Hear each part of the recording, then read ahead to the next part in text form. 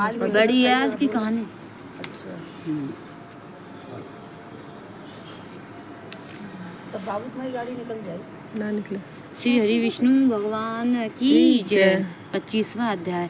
दैत्य गुरु शुक्राचार्य ने राजा बलि को विनम्र ब्रह्मचारी रूप में भगवान के आने का कारण बतलाते हुए कहा, हे राजा बलि, तुम्हारे राज्य प्राप्त करने के लिए ही अदिति के गर्भ में जन्म लेकर भगवान विष्णु स्वयं इस रूप में तुम्हारे यज्ञ में आए हैं। दान के रूप में कुछ भी मत देना, वरना चले जाओगे। इसके उत्तर में बलि ने कहा, हे गुरुदेव, आप मुझे अधर्म का उपदेश क्यों देते हो? घरा या याचक को दान न देना धर्माचरण नहीं तो और क्या है? यदि विष्णु भगवान स्वयं याचक बनकर मेरे द्वारा पर आए तो इससे बढ़कर मेरे लिए सौभाग्य और क्या बात हो सकती है। मैं जितने यज्ञ याद करता हूँ वे सभी भगवान विष्णु को प्रसन्न करने के लिए करता हूँ। अतः बटुक रूप में वे जो कुछ मांगेंगे मैं अवश्य दूंगा। शुक्राचार्य और बलि में अभी वार्तालाप चल रही है थी कि वामन भगवान राजा बलि के यज्ञ मंडप में आ गए। बलि ने अर्घ्यार्घ्य देकर उनका यथोचित आदर सत्कार किया। फिर हाथ जोड़कर बलि बोला, हे नाथ, आपके दर्शन पाकर मैं कृतार्थ हो गया। अब आज्ञा दीजिए कि मैं आपकी क्या सेवा करूं? तब भगवान ने कहा, हे राजानाथ, तप करने के लिए हमको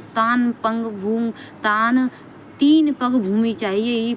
यह सुनकर राजा बलि ने हंसकर कहा, हे बटुक, तुमने यह क्या मांगा? कुछ धन, ग्राम, शहर, हाथी तथा घोड़े आदि मांगे होते। यह सुनकर वामन भगवान बोले, हे दैत्यराज, मुझे किसी प्रकार का प्रलोभन नहीं है। मुझे तो तब के लिए केवल 3 पग भूमि ही चाहिए। हे राजन, यह पृथ्वी सदैव किसी के पास नहीं रहती। सारी पृथ्वी को भोगने वाले मानधाता जैसे राजा आज कहाँ है? अतः मुझे अधिक लोभ नहीं, मात्र 3 पग भूमि ही चाहिए। इस तरह जो अपना मार्ग सुधारते हैं वे धन्य है। भूमि दान से उत्तम न कोई दान हुआ है, न कोई आगे होगा। हे दानवीर राजा, मुझे 3 पग भूमि दे दीजिए। भगवान विष्णु ने राजा बलि को समझाते हुए आगे कहा, हे राजा बलि, इस संबंध में तुम्हें एक प्राचीन इतिहास सुनाता हूँ, ध्यान पूर्वक सुनो। पहले ब्रह्मा कल्प में भद्रमती नामक एक दरिद्र ब्राह्मण रहता था। उसके सुरता सिंधु, यशोमती, शोभा, कामनी तथा मालिनी नामक 6 स्त्रियां तथा उनके अनेक पुत्र थे। जब दरिद्रता के कारण सभी भूख से अत्यंत दुखी हो गए, तब वह ब्राह्मण कुटुंब कौशाम्बी नामक नगरी में चला गया। वहां जाकर भद्रमती ने सुघोष नामक एक धनी ब्राह्मण से 5 पग भूमि मांगी और जो उसने दे दी।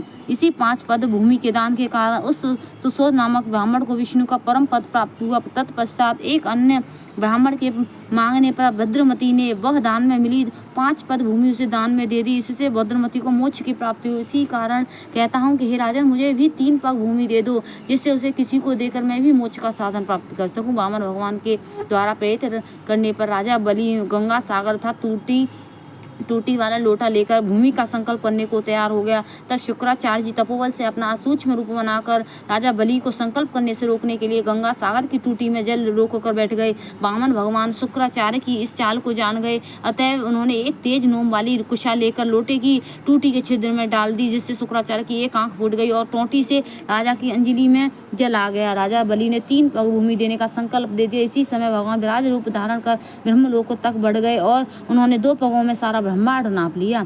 भगवान के पांव के अंगूठे से ब्रह्मांड फूट गया और फूटे हुए मार्ग से पानी के अनेक स्रोत बहने लगे। भगवान विष्णु का पैर इस जल से धुलता रहा। वही लोक पावन जल ब्रह्मा आदि देवताओं को पवित्र करता हुआ सप्त ऋषियों से सेवित सुमेरु पर्वत पर पड़ा तथा गंगा के नाम से विख्यात हुआ। इस प्रकार पतित पावनी गंगा की उत्पत्ति भगवान के चरणों से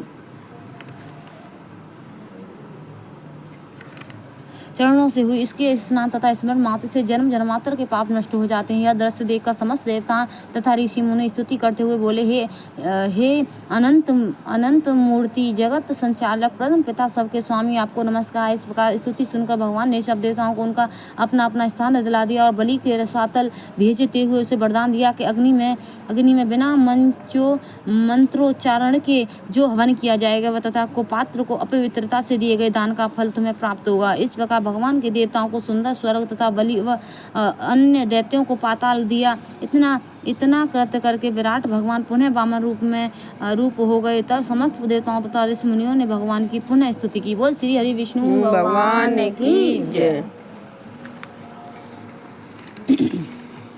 चटकविंदा की कहानी। बहन भैया है, बहन कार्तिक नहाती, वो कथा पूजन कथा सब कुछ की थी, लेकिन चटकविंदा की न कहानी कहती न पूजन करती। जब जैसे चटकविंदा नाराज है गई और चटकविंदा नाराज है गए तो वो रात को वो बहन तका खाट के नीचे, खाट पे सोती, सो खाट के नीचे पानों को बीड़ा थूक जाते और दोना डाल जाते। डेली ऐसे डाल जाकर एक दिन भाभी झाड़ू लगा रही, भाभी देखते कि नंदे की खाट के नीचे पान को बीड़ा थूको मिलो और दोना चटो मिलो। वो भैया ते कहते ऐसे समय बहन के ढेंगे कोई आवत तो है, दोना चटो मिलता पान को बीड़ा थूको मिलता कि अच्छा ऐसी बात है।